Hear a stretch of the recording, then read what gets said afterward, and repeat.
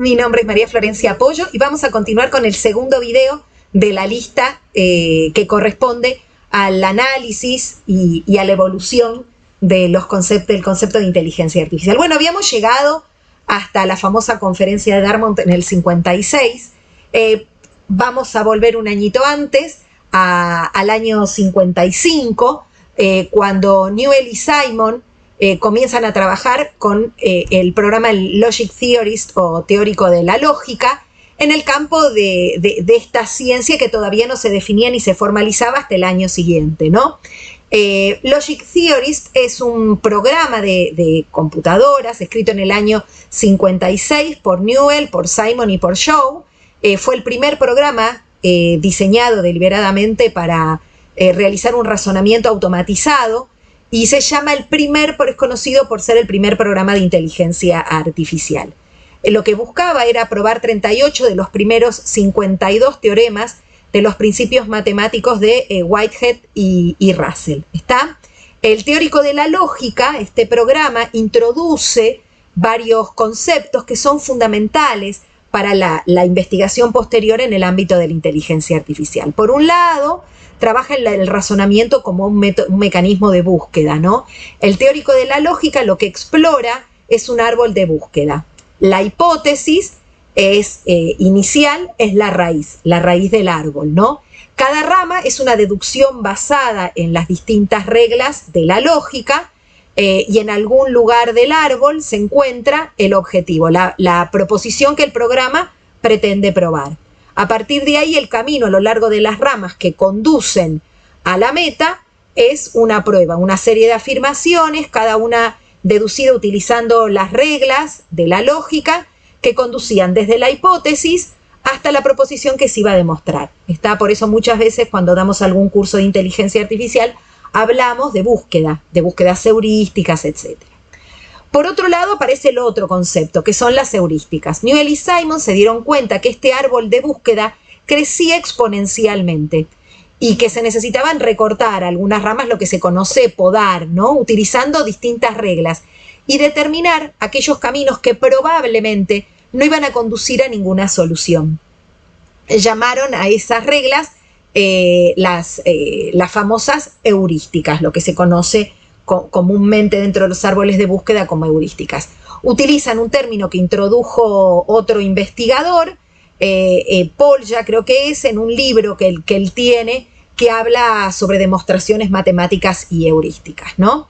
La heurística se va a convertir entonces en un área muy importante de investigación en el ámbito de la inteligencia artificial y sigue siendo un método muy importante para poder superar la explosión combinatoria, ¿no? Que resulta y hace intratable las búsquedas en espacios de tanto crecimiento exponencial. Y por otro lado, lo que se conoce como el procesamiento de las listas. Para implementar Logic Theorist en una computadora, los tres investigadores desarrollan un conocido lenguaje de programación que se llama IPL. Utilizaba la misma forma de procesamiento de listas simbólicas que luego formarían la base del lenguaje de programación conocido Lisp de McCarthy, y es un lenguaje importante que hoy en la actualidad todavía se sigue utilizando en inteligencia artificial. Sin embargo, no recibe mucha atención y el programa estaba terminado más o menos para el año 56, la misma fecha en la que se había presentado la conferencia, y en esa conferencia se presentaron múltiples ideas y en pocos casos programas con aplicaciones específicas. El LT ya era un programa con la capacidad de razonar, emulando, ¿no?, el comportamiento humano. Aún así, este programa se le prestó muy poquita atención. Y esta señora, Pamela McCorkle, comenta esta frase, ¿no?, que me pareció súper importante traerla, ¿no? La evidencia es que nadie, salvo los mismos Newell y Simon, percibieron el significado a largo plazo de lo que estaban haciendo. Verdaderamente marcó un antes y un después. Por otro lado, en el año 58, el psicólogo Frank Rosenblatt desarrolla un modelo simple de neurona basado en el modelo de McCulloch y Pitts y en una regla de aprendizaje que consiste en la conocida regla de corrección de error. A este modelo se lo llama el conocido perceptrón. Una de las características que más interés despierta este modelo fue la capacidad de aprender a reconocer patrones. Aparece esta palabra, ¿no? Un patrón. Y está formado el perceptrón por un conjunto de sensores de entrada que reciben estos patrones a reconocer o a clasificar, y una neurona de salida que se ocupa de clasificarlos en dos clases. Si la salida es 1, activa, y si es 0, desactivada. El modelo tenía varias limitaciones, ¿no? Pero fue un hito bastante interesante. Aparece en el 59 el General Problem Solver, que es un programa creado por Simon, Shou y Newell, y a diferencia del LP, del Logic Theorist, GPS, no confundir, trabaja con análisis de medios y fines, ¿no? Y trae este nuevo concepto. Una de las partes claves del solucionador de problemas general fue lo que Newell y Simon llamaron la hipótesis del sistema de símbolos físicos. Argumentaron ellos que los símbolos eran la clave de la inteligencia artificial, que si ellos podían obtener un programa que pudiera conectar suficientemente estos símbolos, tendrían una máquina que se comportaría de manera similar a la inteligencia humana. Newell y Simon argumentan que crear suficientes conexiones haría que estas máquinas se comportaran de manera más parecida a lo que nos comportamos los humanos. Pensaron que una parte clave del razonamiento humano era simplemente conectar símbolos, que en nuestro lenguaje, ¿no? en el lenguaje nuestro, serían ideas y conceptos, ¿no?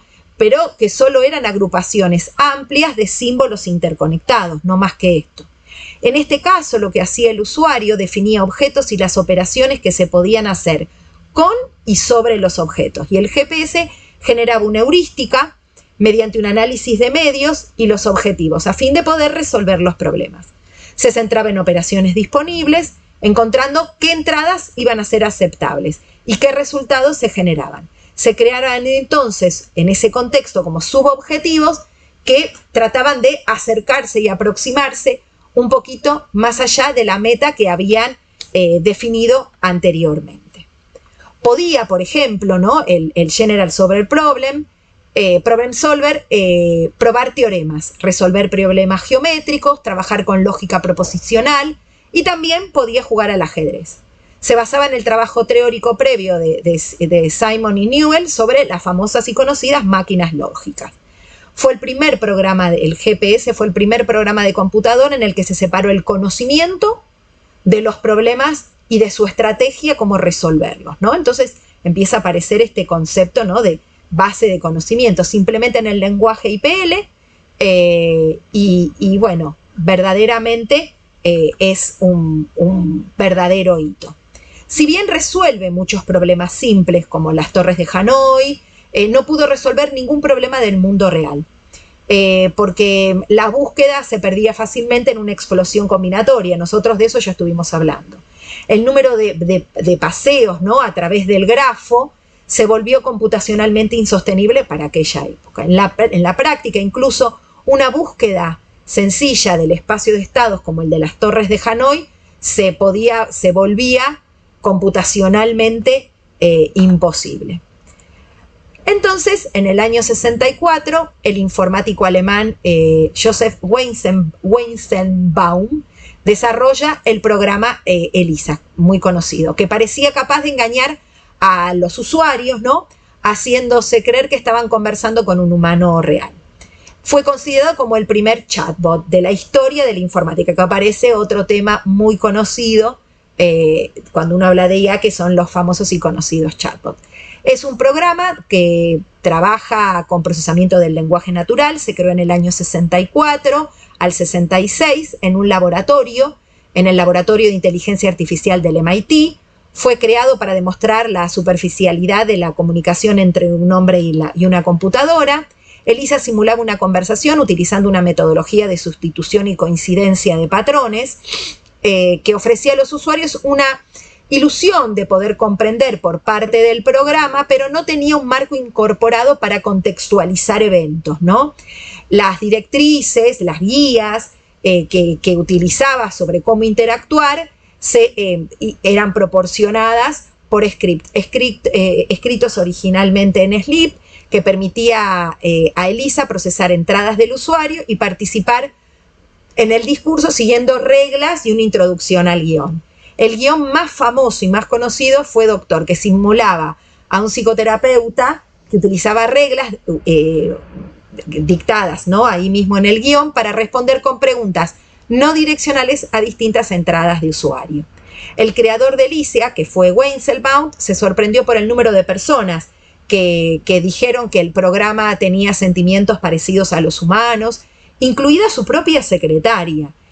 Muchos académicos creían que el programa podía influir positivamente en la vida de las personas, sobre todo en aquellas que tenían problemas psicológicos, y que podía también ayudar a médicos a trabajar en tratamientos. Elisa era capaz de tener un discurso, no podía conversar con verdadero entendimiento realmente. Sin embargo, muchos de los primeros usuarios estaban convencidos de que la inteligencia y la comprensión de Elisa, a pesar de que Weizenbaum hiciera lo contrario, ellos decían que entendía y comprendía. Esto a veces va más allá, es todo lo que uno vuelca, ¿no?, en estas disrupciones, en estas innovaciones que aparecen. Así que bueno, 11 minutos con 45, vamos a frenar acá. Vamos a continuar en el tercer video. Así que bueno, desde ya, muchísimas gracias y hasta luego.